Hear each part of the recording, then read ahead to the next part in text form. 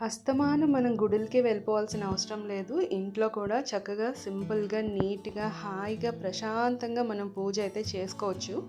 అంటే నేను గుడికి వెళ్ళిన వాళ్ళని తప్పు పట్టట్లేదు. గుడికి వెళ్ళేటప్పుడు అంటే మనకి టైం ఉంది, మంచిగా వెళ్ళాలి అనుకునేటప్పుడు వెళ్ళొచ్చు. కానీ ఇలాంటి ప్రత్యేకమైన రోజుల్లో చాలా రష్‌గా ఉంటున్నాయి గుడులు. చాలా చాలా ప్రమాదాలు కూడా జరుగుతున్నాయి.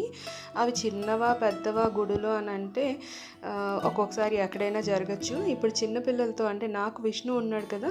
సో, వాడిని పట్టుకొని ఇప్పుడు ఆ రష్‌లోని వాడిని నలిపేసి తీసుకెళ్ళి, మళ్ళీ తీసుకొచ్చి ఇంట్లో క్రాంకీగా బిహేవ్ చేయడం ఇవన్నీ జరుగుతాయన్నమాట. సో, అలా కాకుండా నేను ఇంట్లోనే ప్రశాంతంగా అయితే స్వామివారికి పూజ చేసుకున్నాను. ఇవాళ స్వామివారికి తులసిమాల ఎప్పటిలాగా సమర్పించాను. అలా సమర్పించగానే ఏంటో చాలా అందంగా ఉంటారనమాట.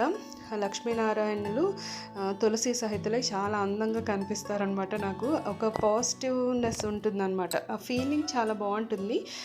వీడియోలో కన్నా కూడా బయట చాలా చాలా బాగా అనిపిస్తుందనమాట. సో, ఇవాళ నేను కొంచెం ఎక్కువసేపు స్వామివారి దగ్గర గడిపాననమాట. విష్ణు కూడా నాతో పాటే వచ్చి నేను విష్ణు సహస్రనామాలు చదువుతూ ఉంటే వెనకాల వాడు కూడా ఏంటో గొంతేసుకుని అరిచేస్తూ ఉన్నాడు. సో, కొంచెం సేపు నా దగ్గర ఉన్న తర్వాత మావయ్య గారు అయితే తీసుకెళ్ళిపోయారు. ఆ తర్వాత నేను విష్ణు సహస్రనామాలు కంప్లీట్ చేసేసుకున్నాను. ఇవాళ అయితే కొబ్బరికాయ, అరటిపళ్ళు మాత్రమే నివేదన చేశాను. ఇలా జరిగిందండి.